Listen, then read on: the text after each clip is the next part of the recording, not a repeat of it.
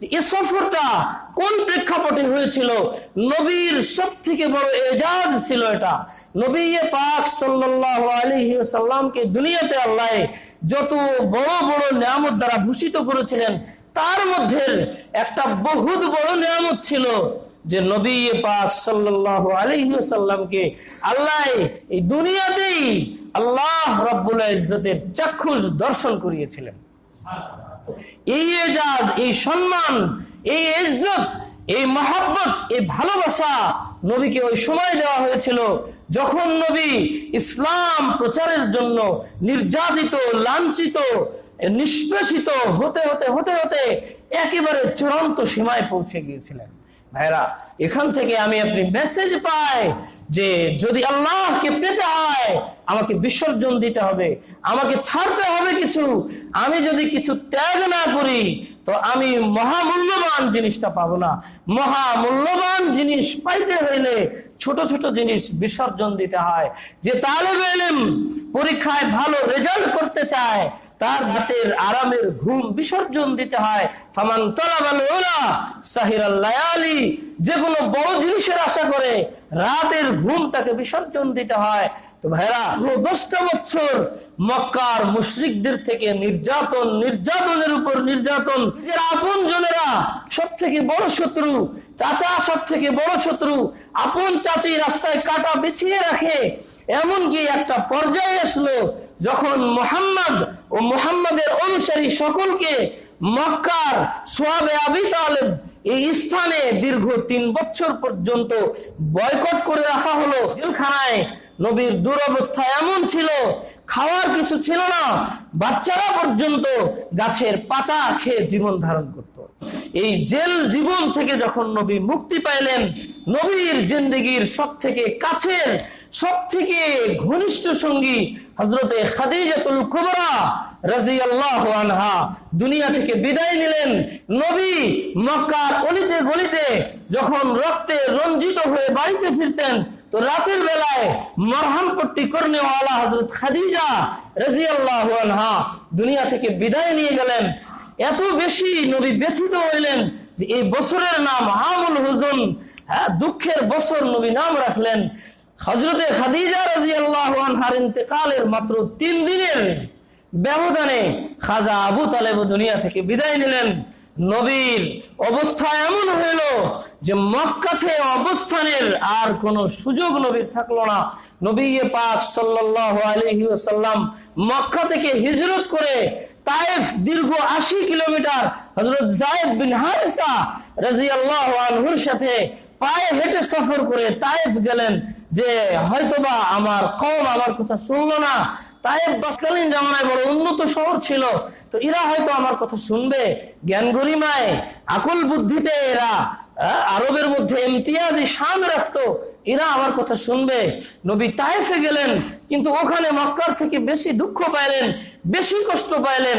নবী নিজেও বলেছেন, আয়েশা, তায়েফওয়ালারা আমার জিন্দেগির সব থেকে বেশি কষ্ট দিয়েছে। তায়েফের ময়দানে রক্ত রঞ্জিত হয়ে এত বেশি বেবাস হয়েছিলেন, এত বেশি অত্যাচারিত হয়েছিলেন যে নবীর জানের দুশ্মন উতবা বিন রবিয়ার মতো জানি দুশ্মনও দেখে নবীর উপরে তরস খেয়েছেন।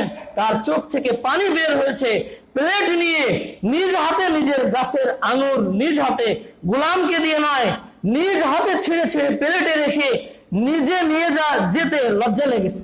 শত্রু গোলাম আদাসকে বলেছেন, যাও এই প্লেট নিয়ে যে ওই যে জখমি ব্যক্তি আছে তাকে দাও এবং দিয়ে বলো যে নবীর চাচা ছিল, নবীর আত্মীয়তার সম্পর্ক বড় কাছের ছিল, তো যে বলো যে আত্মীয়তার কসম, আত্মীয়তার দোহাই দিয়ে বলেছে এটা যেন ফেরত দেওয়া না হয়।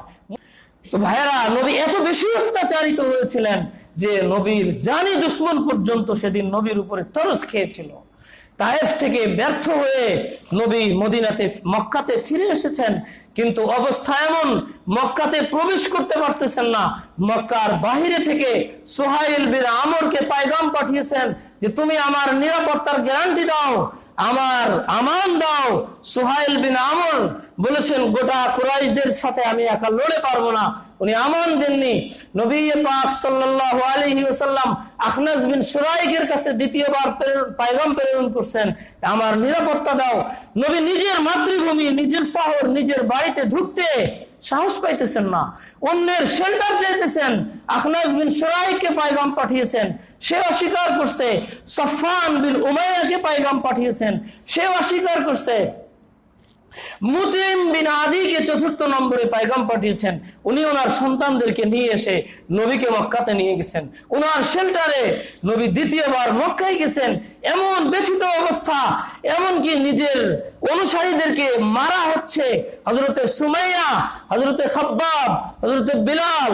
আমাদের সমাজে যেটা হয়ে থাকে, কোনো মানুষকে যখন তাকে কোনো কাজ থেকে বিরত রাখা সম্ভব হয় না, তো তার নিকটতম যারা আছে তাদেরকে ব্ল্যাকমেইল করা হয়, তাদেরকে অপহরণ করা হয়। তো নবীর সাথে এমন আচরণ করা হচ্ছে, নবীর কাছের অনুসারীদেরকে শহীদ করা হচ্ছে। এমনকি নিজের কলিজার টুকরা দুই মেয়ে, কুমারী মেয়ে, হযরতে রুকাইয়া, হযরতে উম্মে কুলসুম ঘরে বসে বসে বিধবা হয়ে গেছেন, মুতাল্লাকা হয়ে গেছেন। আবু লাহাবের দুই ছেলের সাথে বিবাহ হয়েছিল, এখনো রুখসতি হয়নি। যেদিন নবী দাওয়াত দিছিলেন, ওই দিন আবু লাহাব তার ছেলেদেরকে ডেকে বলেছিল যে যদি মুহাম্মদের মেয়েকে তালাক না দাও তাহলে তোমরা আমার বাড়িতে আসবে না। সাথে সাথে তারা তালাক দিয়ে দিয়েছিল। তো এইরকম অত্যাচারিত হয়ে, জর্জরিত হয়ে, নিষ্পেষিত হয়ে নবী দ্বিতীয়বার মক্কায় এসে হযরতে, আজ তো চাচা নেই, বাহিরে শেল্টার দেওয়ার মতো কেউ নেই, যখন বাহিরে বের হন মানুষকে এই আওয়াজ দেওয়ার জন্য, ইয়া আইয়ুহান নাস কুলু লা ইলাহা ইল্লাল্লাহ তুফলিহু, হে মানুষ, লোকেরা লা ইলাহা ইল্লাল্লাহ বলে নাও, নাজাত পেয়ে যাবে। আর চতুর্দিক থেকে পাথরের বর্ষণ হতে থাকে। নবী রক্তে রঞ্জিত হয়ে বাড়িতে আসেন। আগে খাদিজা ছিল, মরহম পাট্টি করত, এখন তো খাদিজাও নেই। ওই রকম জখমি অবস্থায় রাত কাটান, আবার সকালে উঠে জখমি অবস্থায় বের হন। এই অবস্থায় কোথায় যাবেন, কি করবেন? উম্মে হানি রাদিয়াল্লাহু আনহা ঘরে নবী শুয়ে আছেন। এই সময় ডাক এসেছে, ইয়া রাসূলুল্লাহ, আল্লাহর দিদারের ইন্তজাম হয়ে গেছে। তো ভাইরা, এই যে মাকাম নবী পেয়েছিলেন, এটা এমনি এমনি নয়। বিসর্জন দিতে হবে আমাকে আল্লাহ পাইতে হইলে। আমি যদি বিসর্জন দিতে পারি তো ইনশাআল্লাহ আমি আল্লাহ পেয়ে যাব। আজ আমি আপনি সামান্য একটা ফাইলে সই করতে যে আমার ঈমানকে বিক্রি করে দিতেছি, সামান্য একটা কাপড়ের দোষ গোপন করতে যে আমার ঈমানকে বিক্রি করে দিতেছি, সামান্য একটা কাঁচামালের দোষ গোপন করতে যে আমার ঈমানকে বিক্রি করে দিতেছি, সামান্য বিষয়ে আমি আমার ঈমানকে অফিসে রেখে আসতেছি, আমার ঈমানকে আমার ব্যবসা প্রতিষ্ঠানে রেখে আসতেছি। আল্লাহ আমাদেরকে বুঝ দান করুক। ফাইন ওয়াজাদতানি ওয়াজাদতা কুল্লা শাই, হে বান্দা, যদি তুমি আমাকে পেয়ে যাও, দুনিয়ার আর কিছু না পাও, তো তুমি সব পেয়ে গেলা। আর দুনিয়ার সব পাইলা কিন্তু আমাকে পাইলা না, ফাতাকা কুল্লু শাই, তোমার সব কিছু তোমার থেকে ছিনিয়ে নেওয়া হবে। দুনিয়ার এই টাকা পয়সা, গাড়ি বাড়ি, ব্যাংক ব্যালেন্স কিছুই না। তুমি দুনিয়াতে থাকতেই, দুনিয়ার বুকে জমিনের উপরে থাকতেই তোমার থেকে এগুলো খুলে নেওয়া হবে। তোমার থেকে যদি এই প্রাণ পাখি এখনই বের হয়ে যায়, 2 মিনিট পরেই তোমার শরীরের এই দামি পোশাক তোমার থেকে খুলে নেওয়া হবে। তুমি সব পাও কিন্তু আমি আল্লাহকে না পাও, তাহলে তুমি কিছুই পাইলা না। আর আমি আল্লাহকে পাইতে হইলে তোমাকে কিছু বিসর্জন দিতে হবে, কিছু সময় তোমাকে বিসর্জন দিতে হবে, কিছু অর্থ তোমাকে বিসর্জন দিতে হবে, তোমাকে বিসর্জন দিতে হবে। বিসর্জন যে পরিমাণ তোমার হবে, তোমার প্রতিদান ওই পরিমাণ হবে। মুহাম্মদ আরবি সাল্লাল্লাহু আলাইহি ওয়াসাল্লাম সব থেকে বেশি বিসর্জন দিয়েছেন আল্লাহর জন্য, যার কারণে আল্লাহ ওনাকে সব থেকে বেশি দান করেছেন। এমনকি দুনিয়ার এই চর্মচক্ষু দ্বারা সরাসরি দুনিয়াতে থাকতে অবস্থায় আল্লাহর দিদার নসিব করেছেন। তো ভাইরা, আমি আপনি যদি আল্লাহকে পেতে চাই, এই মেরাজের ঘটনার মধ্যে মেসেজ আছে, আমাকে বিসর্জন দিতে হবে।